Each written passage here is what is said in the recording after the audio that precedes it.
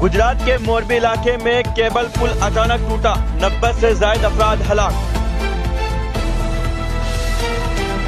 जम्मू में ड्रोन से गिराए गए हथियार जब्त, 2 अफराद गिरफ्तार।